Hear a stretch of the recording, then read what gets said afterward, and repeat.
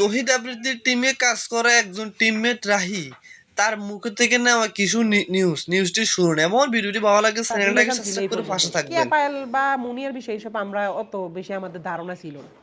আমি এমনি মানে অনেক আগে আমার মনে আছে আমি শুনছিলাম যে পায়েল আপুর সাথে তার রিলেশন ছিল এই পর্যন্তই, এছাড়া তেমন কিছুই না। মানে এই যে মেয়ে গঠিত বিষয়টি সেগুলো আমরা কিছুই জানতাম না। কারণ অনেকে ভাবে কি আমি ওনার একদম ঘরের মানুষ, কিন্তু আমি জাস্ট তার আর্টিস্ট। আমি জাস্ট তার artist as a human being. Artist হিসেবে হয়তো ওনার ব্লগের দরকার হইলে আমার ফোন দিতে আমি যাইতাম, আর আমি তো থাকি বেশিরভাগ নোয়াখালীতে গ্রামে। এই কারণে ওইরকম মানুষ ভাবে কি হয়ে যায় আমার ভিডিওর ভিতরে সারাক্ষণ দেখে তো ভাবে আমি তোর তার সবচেয়ে কাছের মানুষ। আমি তার সবচেয়ে কাছের মানুষ না। না না দিদি তার ফ্রেন্ড, দূর এসব মিথ্যা বানোয়াট কথা দরকার নেই, যা সত্যি তা। না না না না আইন শৃঙ্খলা বাহিনী আমার ডিরেক্ট এটা বলছে তুমি তোমার মতো ভিডিও করো, ভিডিও বানা, তুমি তোমার মতো চলো, তোমার কোনো সমস্যা নাই। এবং আমি যখন আমার বলছে যে সত্যিকার স্টেটমেন্ট দিতে, আমি সত্যি স্টেটমেন্ট সব দিয়ে আমি বেরোয় চলে আসছি, দ্যাটস ইট। এবং ওই দিন রাতে আর কি ভাইয়ারা ধরছে। তো মানুষ এই যে দেখেন ভাই মিথ্যা একটা নিউজ ছড়াই দিছে, উনি নাকি নোয়াখালী গেছে, নোয়াখালী থেকে উনি আবার শুনছে রাহি নাকি ওনাকে ধরাই দিবে, আবার এটা জেনে উনি বরিশালে চলে গেছে, বরিশাল থেকে এসব মিথ্যা কেন বলেন ভাই? আপনার কারণে তো আমি পুরো নোয়াখালীর কাছে ছোট হইলাম। মানুষ বলে হাড্ডি কখনো মাংস হয় না, নোয়াখালীরা কখনো কারো বন্ধু হয় না। এসব কথা কেন উঠলো? আমি কি অপরাধ করছি ভাই বলেন? আমার অপরাধটা কি? আমি তো জানি না, আমি তো এটার সাথে সম্পৃক্তই না, কিন্তু আমার নিয়ে কেন এত নিউজ, কেন এত কিছু? আমি তো এমন আহামরি কিছু না ভাই। আমার যা সত্যি বলতে বলছে পুলিশ সিআইডি দ্বারা, আমি তা সত্যি বলছি। জিজ্ঞাসাবাদে কি আমি মিথ্যা কথা বলবো?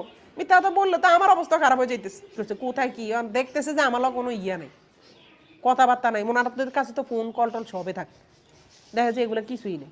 মানে আমার কারণে তো ভাই আমার ফ্যামিলি অনেক চাপ সৃষ্টি হইতেছে। যেমন মানুষ ছড়াই দিছে আমি নাকি তো ওই আফ্রিদিরে ধরাই দিছি। এই যে এই মিথ্যা নিউজটা যে করছে ভাই, কি লাভ হইলো? কোন আমার জীবনটা না ধ্বংস হয়ে গেল? ধ্বংস এই যে ভাই দেখেন মানুষের কাছে মির্জাপুর হয়ে গেছে। স্বাভাবিক, এটা তো মানুষ বলবে, কিন্তু আমি তো তাকে ধরাই নাই ভাই, আমি এইসব দ্বারে কাছেও নাই। কিন্তু আমার মানুষ বলতেছে না যে আমি মির্জাপুর হয়ে গেছি, আমার ফ্যামিলি মেম্বার রাস্তায় নামতে পারতেছে না, আমার ফ্যামিলি বুলিংয়ে শিকার হইতেছে, আমার বউ বুলিংয়ে শিকার হইতেছে, ভার্সিটিতে যাইতে পারতেছে না, আমি নিজে রাস্তা নামতে পারতেছি না, মানুষ আমার টর্চারের মধ্যে রাখছে, এক একজন এক এক ধরনের কথা বলতেছে, আমি এক ধরনের ট্রমাটাইজের ভিতরে আছি, আমি তো এটা নিতে আর পারতেছি না। আর ভাইয়ের সাথে আমার যোগাযোগ না, ওনার সাথে আমার, আমি বলি যোগাযোগ কেমন হয়েছে 5 আগস্টের পরে ঘটনা বলি। ওনার সাথে আমার ফার্স্ট 5 আগস্টের পর উনি 2 মাস পর বাংলাদেশে আসছে, 2 মাস কি 3 মাস পর, মানে আমার খেয়াল নাই। আয়সা আমি তখনও ভাইয়ার বিষয়ে একজনের সাথে একটা আলাপ করছি যে ভাই আমগরে বাইরে কাজ করতে দেয় না, ভাই আমগরে ঠিক মতো মানুষের সাথে মিশতে দেয় না। হ্যাঁ, এটা নিয়ে আমার অনেক ভাইয়ের উপর কষ্ট আছে।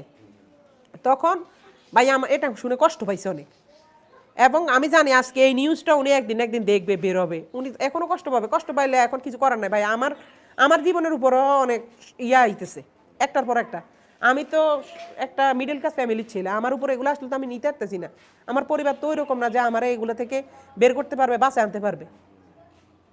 ওনারা তো ইয়ে হয়ে গেছে, ওনাদেরটা ওনারা পারবে। কিন্তু যেটা ওনার অফিসে গেছিলাম একদিন, অফিসে যায় ওনার সাথে, অফিসে ওইখানে আমাদের অফিসের ভিতরে যা যা হওয়ার হয়েছে ভাইয়া ওখানে আমার সাথে অনেক জিজ্ঞাসাবাদ বা কথাবার্তা এইগুলো গেছে।